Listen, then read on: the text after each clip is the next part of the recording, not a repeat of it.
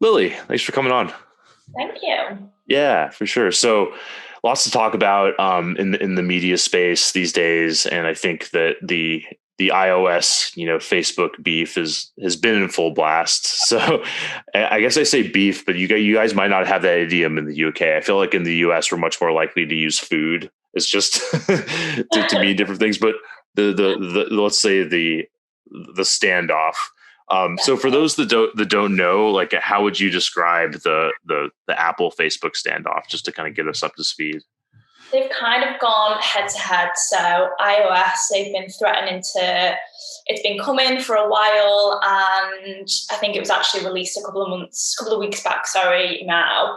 So I think everyone's nervous. No one really knew what it meant. It was hard to predict the results it was going to have. But I think more than anyone, it was Facebook that was definitely left feeling nervous, as they're so heavily reliant on data and how they make their money through brands and advertising. I think Facebook fought back, and it was very much kind of, they had interesting angles. They were like, we're here to protect smaller businesses. We're here to, make user journeys more personalized and more relevant. And Apple fought back and were like, well, you have to tell people what you're using their data for, which is a fair point. And I think the reason Facebook have kind of come to the forefront in the argument is because, like I mentioned before, they use data more than probably any platform. They're heavily reliant on it.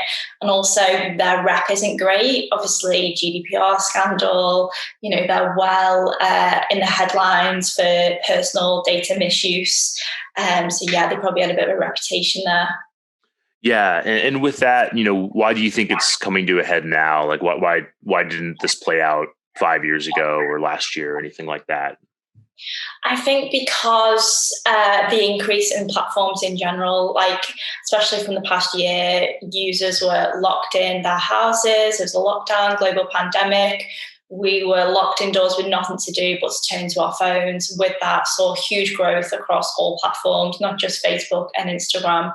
And I think that Apple has kind of realized the reliance on those signals to keep those apps going, and the huge kind of incremental benefits as a result of advertisers working with them. Right. And with that, what has that meant for you and your clients? Like, how have you kind of steered things that you can talk about? What I can talk about is, so it varies. I work for a marketing agency group, so we have a range of clients. We have clients that use us for PR or influencers, paid media.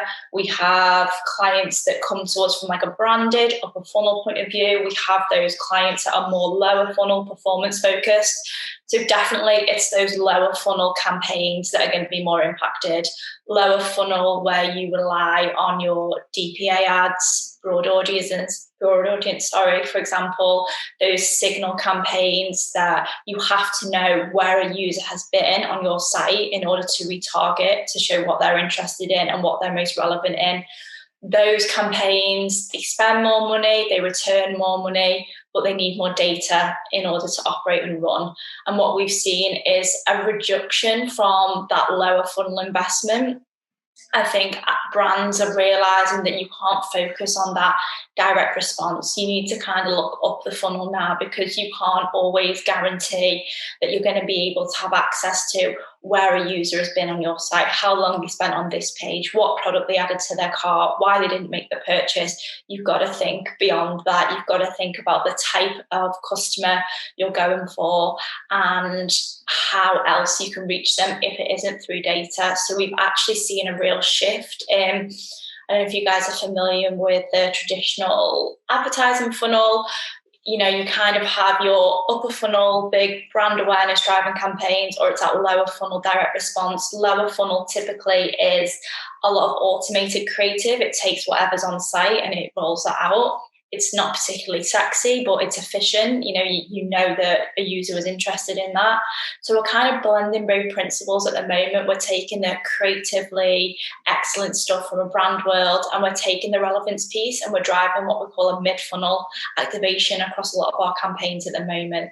So we're using stronger creative, because we feel that's a way that we can reach people beyond knowing what it is they're actually interested in.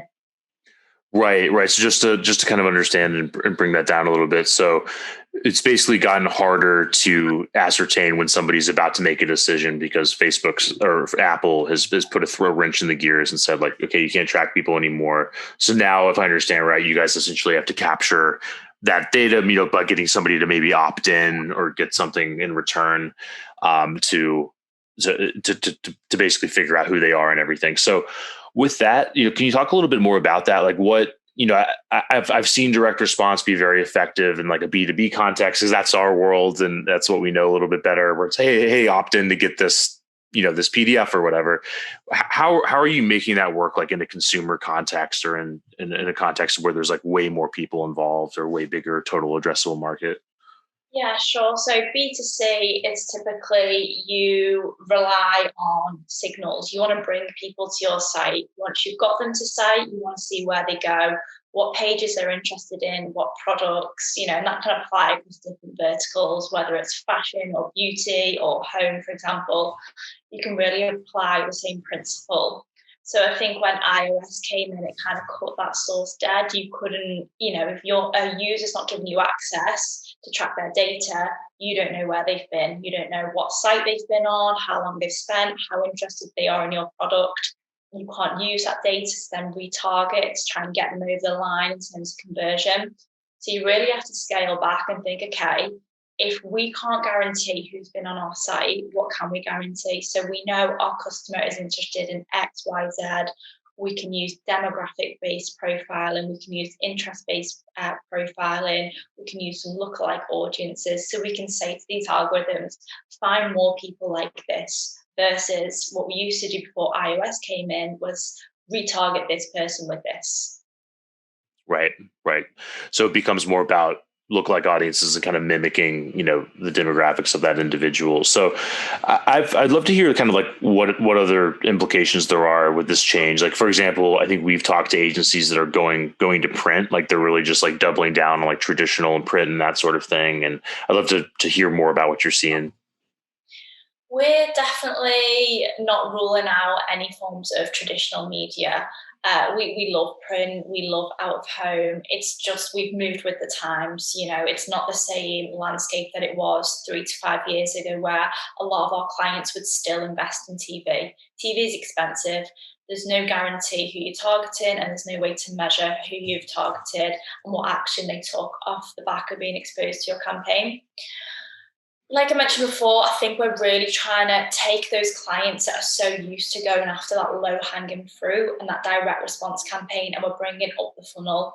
We think that those, it's been a game changer this past year. Those complex funnels are kind of long gone now, and you really need to look above the funnel, and you really need to look for those brand awareness driving objectives. You need to reach more people with better quality campaigns, with more engaging content, and then you need to bring them into your shop door, whether that's on site or whether that's to your app or whatever your objective there is. And I think for users, it's been, especially the way that Facebook have reacted to the update, more so than, this is going to affect every app, not just Facebook. But I think the way that Facebook have reacted definitely shows how reliant they are on data. So I would look to other platforms beyond just Facebook, like what's going on TikTok, what's happening on Pinterest. They're really seeing huge growth as well this past year for especially the UK user profiles. And I know they are relying on signals and data, but their platforms are, less about conversion. It's more about brand awareness. It's more about reaching people. And I think for brands in the UK at the moment, I would play it safer with those kind of platforms. I think you're going to get cheaper, more efficient reach for your media spend. And you're also not going to limit yourself in terms of data. Yeah, and I guess how much do you think this is kind of like a return a little bit to the way things used to be, where you hear these stories from like the beginning of the internet, where there are all these brand managers and media people that and everything was opaque, so nobody really had to be accountable to like where the money was being spent, and then finally like everyone was given this transparency, and a lot of people resisted it. I think I hear stories from people, probably Gen Xers and people that went through that, and they'll talk about how oh, so and so on the brand side really didn't want to see this because they would actually have to justify the investments they were making. So we got, whatever 10, 20 years or something of transparency. And now it seems like we're losing that again if it's just going back to branding, for better or worse. I'm not saying one way or the other. So I guess I just want to throw that back at you and hear how much you agree or disagree and so on. Definitely, attribution's tough, and it got to a place where last click meant nothing, and there was nothing really available. There wasn't anything out there that could work with those brands and those clients who run across multiple channels. It's rare for a brand to invest in just a Facebook campaign. What about PPC? What about display? What about app? There's so many different channels there up for grabs. And I think what was tough for brands and clients to understand in terms of attribution is Facebook didn't provide their own attribution model. They didn't feed into anything. So the pushback would always be, well, of course you're going to say that Facebook campaign did really well because you're just marking your own homework. But again, with iOS and multi-touch attribution being really popular at the moment, it's going to make it harder for those brands to justify that level of spend. And that's what came in with, TV and that broadcast targeting. You're reaching a ton of people, but you're not really sure who, and you're not really sure what they did next. I think in terms of TV, and obviously there's a decline in people watching TV in real time anyway.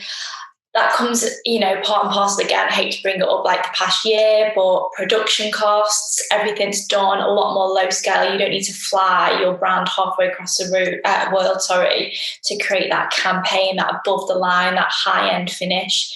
If, your campaign is going to run across different social platforms, it's really important that you don't try and shoehorn that 30-second TV ad into a 5-second TikTok ad, for example. Like, you need to adapt and you need to make content that is fit for purpose, depending on what channel it's going to run across.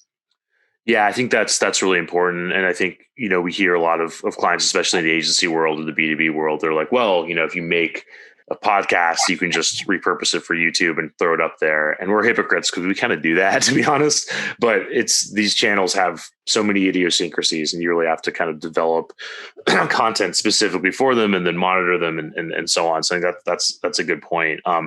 So with that, one of your countrymen, Roy Sutherland, we've had on the show a couple times. I don't know if you know him or not, but he's has a lot of really interesting ideas about signaling value. And there's the idea of value in the things that you can't measure that are kind of like flexes. Like a Super Bowl ad would be like the ultimate example of a flex. You can't measure everybody watching that, but what it's communicating is that, hey, we can afford to do a Super Bowl ad. So I'd love to hear your thoughts on that. Like, even if you're not on the scale of a Super Bowl ad, and if TV is kind of antiquated and not really worth it, and then print's not really worth it, like, and you can't really track your users anymore. Like, how much stock do you put in signaling value, and where do you think it could live for the type of brand that you might be working on?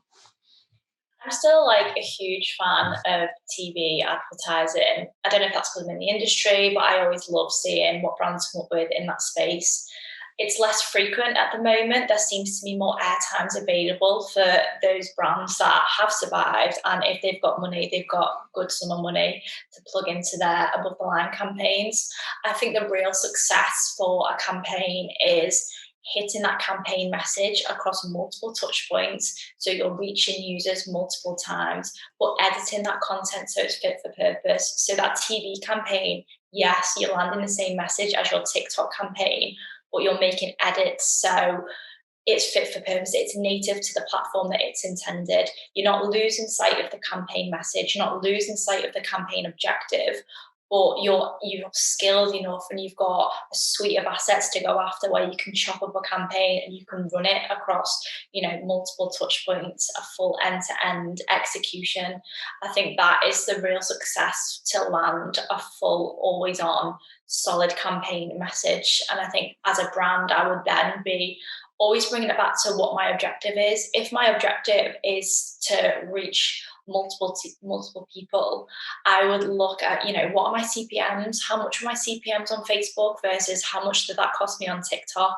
And if you really are looking at a way to streamline your media spend and looking at efficiencies, then that's a great way to test it. My suspicions at the moment is it's probably cheaper to reach more people on TikTok. It's a new platform. They're going to welcome as much users as possible, because the more people that are in that space, the more sophisticated their algorithm's going to come. And I think Facebook, more than any other platform, have probably been hit the hardest with iOS. So I've seen CPMs there creeping up slightly. Mm-hmm. Makes sense. And to kind of bring this down to earth for agency owners and other media managers and that sort of thing, and kind of get to the how a little bit more. I'd love to hear how you're managing this. It seems like when Facebook was the only game in town, like you could really specialize and get good at that. But now you're like, oh, now you got to go figure out TikTok and Pinterest and all these other things and tie them all together. So I'd love to hear, how are you doing that? Are you getting outsiders to help? Are you doing it all yourself? Like, how are you thinking about this from an agency perspective? Yeah, I mean, I don't want to give away all our secrets, but it's actually not as hard as I think people think. It sounds overwhelming to run a campaign across all these different platforms, and don't get me wrong, you really need a strong team in place, and you need a team that is familiar with these platforms and how to get in there, get stuck in, pull that campaign apart. If something's not working, you need to understand why that's not working and how to change it so that it is going to perform, how to optimize a campaign to hit your objectives. But what I'm seeing time and time over is once you've learned one platform, you've kind of learned them all. The guys that built Business Manager for Facebook, they built the interface for Pinterest, they built the Ads Manager for TikTok. You can see similarities across platforms. The only difference is the cost that you're going to pay to kind of reach these users, and your CPA values will definitely be fluctuating in terms of an ad interface and how they make the user element super friendly. They are really similar. I think what I'm noticing is I speak with a lot of different, third parties and agencies who are kind of wanting to work with us to bring that under one umbrella, bring that all in-house. But from my understanding, it's just another layer. There's nothing that service could give me that I can't get directly from the platforms. Like, the platforms have all scaled up massively over the past few years, whether that's under scrutiny in terms of attribution and coming up with their own digital data attribution model, whether that's the insight that they give for content providers on the platform. If you're an influencer and you're looking to make a name for yourself on Snap, they're willing to pay you up for $1 million to produce that content yourself, and they're really giving users and content creators those skills to really, own this space, like be creative, go for gold. So I think in terms of the platforms, yeah, it's hard to manage multiple. There are definitely similarities, but I think you need to figure out why you're running across multiple. If it's to find people for the cheapest cost, you are going to need to do that to test what platform is going to be most efficient. Right. And that makes sense. That it sounds like there's kind of like a recalibration period going on now or something. And so with that, like what does that mean for setting expectations for clients, and how are they reacting? Are people saying, great, we still want to figure out attribution and we still want you to, get us customers or clients directly? Or are they like, cool, I guess it's back to brand marketing, just like we used to do X years ago? So I'd love to hear just kind of how clients are responding in your experience. Clients are excited. They I think I've said coronavirus or pandemic 3 times so far, and that's not good. But this past year, everybody has turned to these apps more than ever before. So people, TikTok isn't just for 13-year-old girls learning how to dance. Actual insights show that it's for families and, those mid-30s. Males is actually really big there. The gaming industry, everything's seeing huge growth. And I think for clients, that's really exciting because you've got your audience are right there. The platforms that they're spending a lot of time on. So if you create content and put it in front of those people, you're literally, you're putting your campaign where it needs to be. I think for clients, what I always say is think about it as a user. You can't think like a brand and be like, we want to be on TikTok because TikTok's this really cool new brand. Okay, but as a brand, what's your objective? If your objective is to drive conversion or to site traffic, I wouldn't be recommending TikTok. We all know once you get in that TikTok hole, like it's hard to get out. Like the app is so immersive and you go in because you've seen an example somewhere and you're in there for a good 20, 30 minutes, sometimes longer because you can't get out. That platform is not set up for people to be leaving the platform like Facebook and Instagram is. Facebook and Instagram, you're scrolling down, you're competing with people above you, below you. Those CTAs are really obvious. Those shop now buttons are really there. That swipe up functionality. It encourages users to, listen and absorb the content, consume that media, but also click through to site. And users are used to doing that. TikTok, it's very immersive as a platform. Pinterest, again, pinners are planners. That comes way early on in a consumer journey. They want to go there to be inspired. It's not the place to be going if you want to drive actual results and if your attribution window is really, really short. So although clients come in and they're really excited about what's this shiny new thing? I read a headline on Snap. Are they back? What about TikTok? What about this? For me, and in order for my clients to see results, I need to think like a user and think, okay, if I'm your customer, where am I going to be spending my time? And what am I likely to do after be serving that ad?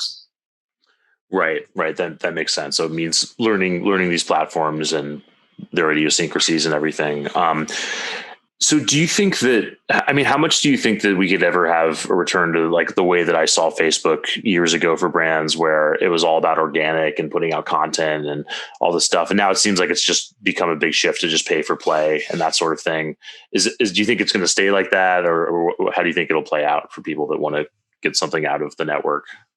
100%. I think being brutally honest, organic algorithm continue to be on the way out. It's massively diluted market at the moment. I think at last glance, it's around 99.9% of content on Facebook and Instagram is paid for. And unfortunately, or not unfortunately, that is how people make their money. And in order to be seen, you need to be paying, you need to be buying that media in those platforms that your users and your audience is spending a ton of time. So I can't see it going back. I think naturally one feeds the other. I think TikTok are actually doing a really good example of this. Their platform is still kind of quite separate. In Facebook, they encourage you to create a separate paid campaign, paid platform separate from anything you see in organic. And it's a brand new campaign with a new objective and budget, and all results anchored to that separate campaign. TikTok's a bit more authentic for me. They let a campaign go out, they let you see what the engagement is, what the attraction is there, until giving you the option to kind of, I hate to use the word boosted because it's not boosted, but it gives you the option then based on that organic performance to then turn it into a high performing paid campaign. I actually think that's really nice. It's taken something that's relevant. You've seen organic results. It's giving you that option to amplify it further. Whereas Facebook, they're really, really separated in terms of the boosted and their organic and their paid offering at the moment.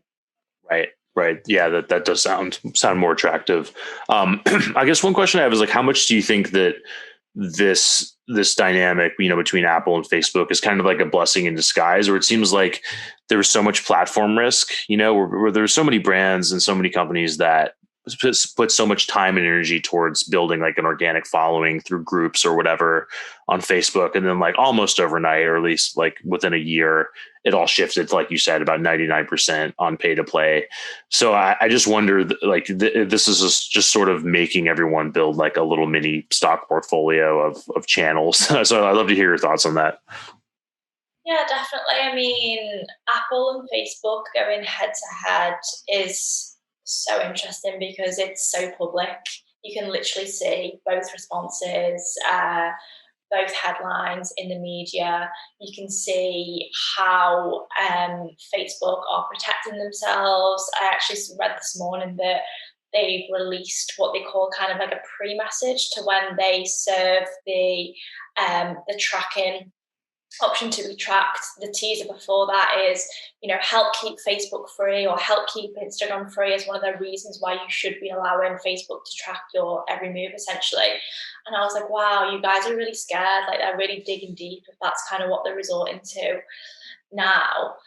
I think that for brands that were built from organic, those skills it takes to have that empire and to have that highly organic, engaged user base, like, you still need that. You still need good content. You still need content that's going to get a reaction out of people. It's going to take an action, whether it's a click, whether it's a share. They did that hard work. It was there. It's just kind of been dominated now by bigger spending players. And again, unfortunately, that is the world, that is the industry. I think that actually it's kind of going to go full circle. So it started off with organic, better content, more engagement, you were winning. Then it went heavily paid and there was no in between. It was all about, doesn't matter what it looks like. I viewed that dress as a really awful stock image, but it's appeared in my Instagram newsfeed. It's those ads that follow me around site, and that's what's going to get me over the line in terms of conversion. And now it's kind of gone back to basics in terms of, you need stuff that looks good and you need to know roughly the relevancy and why you're targeting, but you haven't got that actual signal that was actually fired as a result of a user being on this page of our website. So it's really gone full circle. It's really interesting to see what's going to happen next, but I do think it's going to be that mid-funnel. Things need to look good. You need to engage people. An ad is an ad for a reason, but the relevancy still needs to be there, but you can't rely on that signal pixel-based data that you could have done previously. Right. And it's just like in real life with, first impressions and all that. So it's just kind of back to that on a digital basis. Right. So it's mimicking that user journey. It's mimicking shopping behavior. It's really unlikely that as a user, you're going to convert the first time you're exposed to an ad from a new brand. So brands need to think, okay, that was our creative for that campaign that wanted to reach a load of people. But now I need to get some traffic to site, but I can't go out with that same creative. It's exhausted. We've hit creative fatigue. It is back to brands to create that content and multiple variants of that content to keep that campaign alive for longer. So from a user point of view, it might be the same campaign, it might be the same brand, it might be the same objective, but users, it's exciting, it's different, it's fast-paced, it's in line with how all these platforms are moving. Right. That makes sense. And it's just such a sea change from the way that I think everyone was thinking about platforms like Facebook, 5 or 10 years ago, where they just seem so impenetrable. They seemed like U.S. Steel or Standard Oil or one of these big companies. Cal Newport's written a lot about this recently. He's a writer here in the States, and he's kind of made the point that these platforms are actually like way more vulnerable than we give them credit for, and it just seems like we've had just sort of the rise of these niche platforms just kind of come out of nowhere. And so I'd love to hear your thoughts on first, like whether or not you agree with it, and also where you think this is going, whether it's going to be, a dynamic where there's kind of like a winner take all platform, like maybe TikTok pulls ahead or creates new apps that compete with a Clubhouse or something, or if we're just going to keep seeing more and more niches and everybody just kind of goes their own way. I love seeing a niche app, and I'm first to jump on that bandwagon and I give it a full run out. But, Clubhouse had a good go, but Facebook are right back in there with a competitor platform that is going to basically mimic everything that Clubhouse stands for. Clubhouse is just limited itself to iOS users. What about Android? The split in the UK at the moment is around 50-50 on Android and iOS users, and Clubhouse have really limited themselves there by just appealing to iOS. Even smaller players like Reddit isn't particularly big in the UK at the moment, but even they this morning have just released their own audio platform to compete in that space. And I think, audio might be the next TikTok, but that doesn't mean that TikTok can't create an ad format for audio. I think that, it's that same age-old argument of Snapchat stories, Instagram stories, Snapchat filters, IG filters. The platforms are there. That's the bread and butter.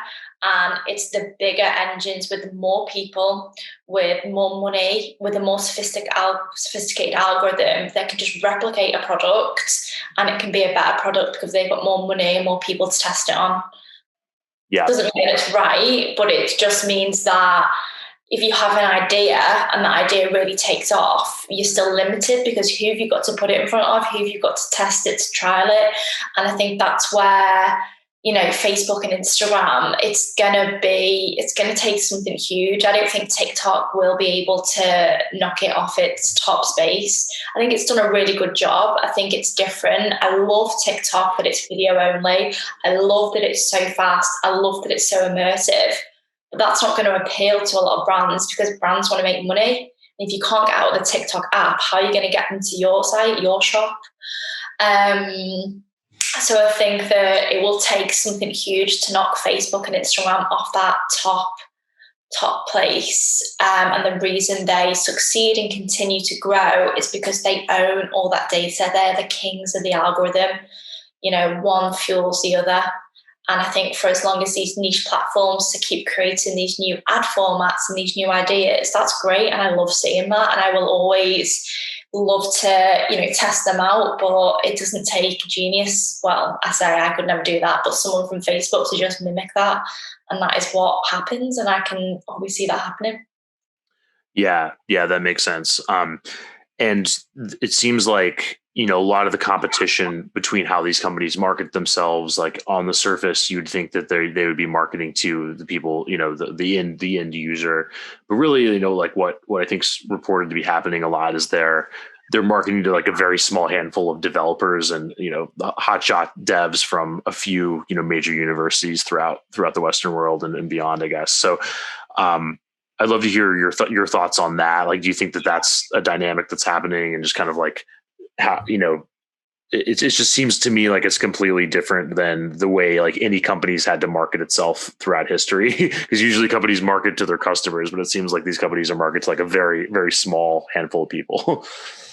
It is fascinating to watch, and it's fascinating to watch because it happens in front of everybody. Everybody can, read the latest articles. Everyone can test the latest products, and I guess they are marketing to the enemy or marketing to the competitors. Maybe it's a developer's dream for one of their products or ideas to get picked up by Facebook and bought out and make their money that way. And they came in, they made their move, they got their money, and they got out onto the next. Yeah, I think the similarities is always going to be huge overlap. I don't think there's ever going to be any kind of, what's the word?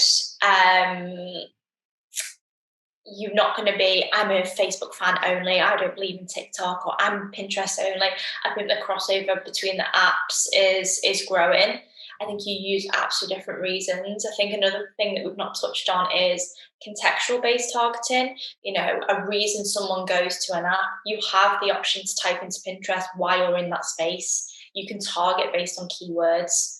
You don't have that option in TikTok. You don't have that option in Facebook and in Instagram. So I think that's a really interesting move as well.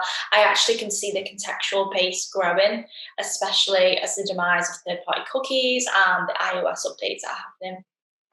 Right. Yeah, that makes sense. And I think that one of the early arguments that Facebook made was like, oh, this is hurting small businesses and that sort of thing. But it's even people, it seems like Facebook is just so like reviled that even the people that gain a lot from it, like us in the agency world, and then brands are still kind of like have this love-hate relationship where they're like, yeah, even though I'll lose money on this, I'm still like willing to see you suffer, because there's just something that's just so hateable about it. Like, do you agree with that? And like, why do you think that is? I think they've had a bad time in the press, rightly so. And I think the way they've reacted to iOS, like I said before, this has affected Pinterest. They're not kicking off about it. We say kicking off in the UK. This has affected TikTok. You don't see them, making headlines about it. So it does seem to be a real volatile relationship between the two as they go head to head. And I think I almost want to shake Facebook and be like, play it cool. Like, why are you giving away all your secrets? Why are you digging so deep in terms of, please let us track your data? Otherwise we're going to have to start charging for Instagram and Facebook. And in reality, that's never going to happen. Never. That can't happen because you can't reach millions of people if you're going to charge them for it. It really, like, one feeds the other. And, think that they're not worried about the smaller brands, they're worried about the big brands. That's where they make their money. And if the big brands aren't seeing results in their platforms, they're going to pull back, and that's what's going to hit them harder than small businesses in reality. Yeah, the charging thing, just you're right. It seems so desperate, and it seems like one of these things where it's like people just won't do it. I think, even people that use Instagram constantly, if there's that one little bit of friction, like I think they're really scared about what could happen. I think I could see people just saying, no, even if it's $5 a year, like I just don't want to give you my credit card. So that's super interesting. So Lily, kind of getting towards the end of the time, I'd love to hear just, what are you guys working on now? Any interesting projects? Doesn't have to be with clients if you can't talk about that, but just what's the big focus over the next couple months, I guess? We're really taking iOS in our stride. It's here, it's not going anywhere. And we're trying to encourage our brands and our clients to merge that brand with performance. Brands that were really, really sexy and had that content nailed, but didn't have the kind of targeting capabilities, we're really trying to bring them up to the forefront. Equally, the guys that were so heavily reliant on dynamic ads and the creative that was pulled directly from site, and they were reliant on pixel-based tracking, signal-based tracking. Without that being available, we're really trying to merge two in the middle. So we're really trying to brand with performance and go down that middle funnel activation.